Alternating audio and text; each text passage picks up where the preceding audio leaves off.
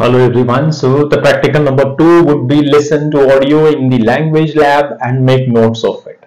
As I said, communications is very important. It's the lifeblood of any business or any idea. Communication is nothing but exchange of ideas, thoughts, views and feelings, and communication means sharing the information in an effective manner.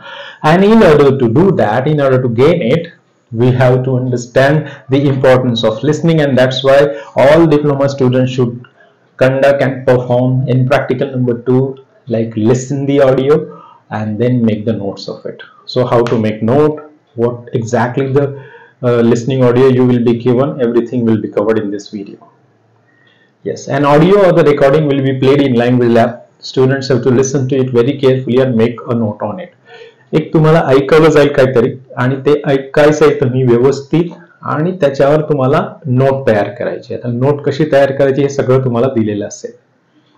How to make notes, मग कशा करायच्या notes ऐकल्यानंतर लिसन दी audio very carefully, अगदी काळजीपूर्वक ते ऐकायचं आहे. कुठलाच डिस्टर्बन्स असणार नाही, कुठलाच डोक्यात तुमचा विचार असणार नाही. No disturbances, no thought in your mind. Just clearly listen to that audio. Try to understand it sincerely and without bias. Without bias म्हणजे काय, आपल्या डोक्यामध्ये कधी कधी विचार असतात की हे काय लावलंय, मला नाही आवडत आहे, हे मला कसं जमणार आहे, मी मराठी मीडियमचा आहे, मला नाही करायचं हे, ह्या सगळ्या गोष्टी असतात. Bias means what, there are so many thoughts that are there in our brain when you are listening, and when there are so many thoughts in your brain when you are listening, you don't understand what you are listening. जेव्हा खूप साऱ्या गोष्टी तुमच्या डोक्यात सुरू असतात तेव्हा तुम्ही काहीही ऐकलं तरी ते तुम्ही समजत नाही. तेव्हा ते सगळं बाजूला ठेवायचं आणि आपलं फोकस एकच असलं पाहिजे की मला ते ऐकायचंय, कारण मला त्याच्यावर नोट मेक करायची आहे किंवा नोट तयार करायची आहे. If required listen the audio again. जर का तुम्हाला वाटलं की पहिल्या अटेम्प्ट मध्ये आपल्याला काही समजलं नाही, पुन्हा तो ऑडिओ ऐका. परंतु 1-2 पेक्षा जास्त चान्स तुम्ही घेऊ नका, कारण 2-3 वेळा ऐकल्यानंतर ऑब्व्हियसली तुम्हाला ते समजणारच आहे. आपलं प्रॅक्टिकल असं आहे की तुम्ही पहिल्याच गो मध्ये ते ऐकायचंय आणि पहिल्याच गो मध्ये तुम्हाला ते समजलं पाहिजे. पहिल्याच अटेम्प्ट मध्ये तुम्ही तुमची नोट तयार केली पाहिजे. This is what the practical is. आणि त्याच्यामुळेच तुम्हाला काहीतरी फायदा होणार आहे किंवा तुमचं हॅबिट फॉर्मेशन होणार आहे. आणि जर का तुम्ही तसं नाही केलं तर मग फायदा होणार नाही. तरी पण मी तुम्हाला मॅक्सिमम 2 अटेम्प्ट देतो ऐकण्यासाठी, नो डाऊट.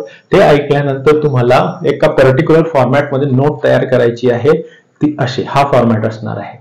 सुरुवातीला असणार आहे हेडिंग किंवा टायटल. जे काही तुम्ही ऐकलं, तुम्हाला वाटलं की हा कशाविषयी आपण ऐकलं, त्याचं एक मेन हेडिंग असणार आहे, ते तुम्हाला टायटल म्हणून द्यायचं आहे.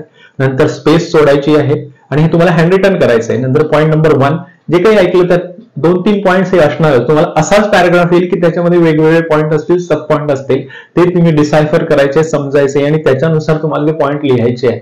सगळं जेवढं ऐकलं तेवढं लिहून काढायचं नाहीये. That is not note making. Note making is always very short and point wise focused. Whatever is important, only the gist is given in note making as well as note taking. तर note taking नंतर बघू आपण. पहिल्यांदा note making तुम्हाला असं करायचं, practical number 2 मध्ये audio ऐकल्यानंतर या फॉर्मॅटमध्ये तुम्हाला नोट्स तयार करायचे आहेत, जे काही तुम्ही ऐकलं त्याचं. पॉईंट नंबर 1, मग त्याच्या खाली सब पॉईंट नंबर 1, 2, 3. नंतर एक स्पेस सोडायची आहे, पॉईंट नंबर 2, त्याचे सब पॉईंट 1, 2, 3. नंतर स्पेस सोडायची आहे. जर असेल तर एकच पॉईंट असेल तर तुम्ही एकच पॅराग्राफ मध्ये किंवा एकाच लाईनमध्ये एकाच पॉईंट मध्ये ते संपवू शकता. हे मी तुम्हाला समजण्यासाठी दिलेलं आहे. If there is only one point and some few sub points, you can simply talk about that much. You are not supposed to go for point number 2 and 3.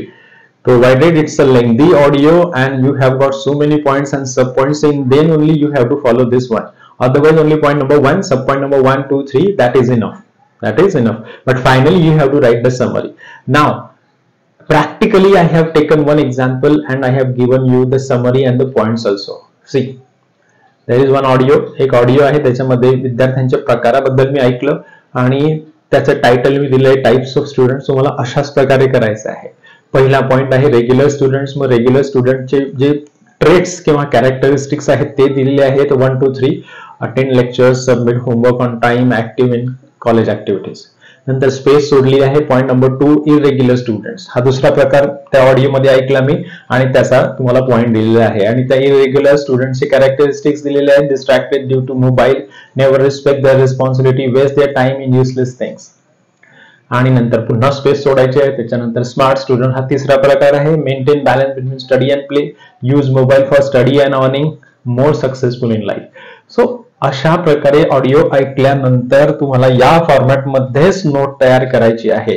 मी तुम्हाला 4 ते 5 ऑडिओ हे अपलोड करणार आहे ते तुम्ही ऐका आणि या फॉर्मॅटमध्ये तुम्हाला प्रॅक्टिकल नंबर 2 कंप्लीट करायचं आहे.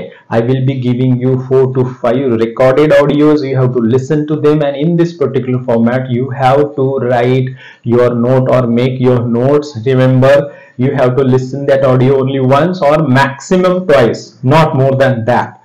Fine. तर तुम्हाला हे समरी अशा प्रकारे मी लिहिलेली आहे, ही पण तुम्हाला लिहायची आहे.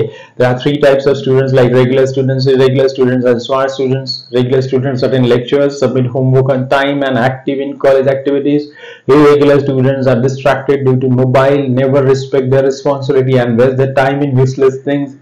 However, smart students maintain balance between study and play, use mobile for study and earning, and more successful in life. बघा, जे काही मेन पॉइंट्स होते त्यालाच मी समरी मध्ये जिस्ट मध्ये सांगितलेलं आहे. तुम्हाला पण हे असंच करायचं आहे. याच्या व्यतिरिक्त काही अडचण असेल प्रॅक्टिकल नंबर 2 ची, you can ask me. Good luck.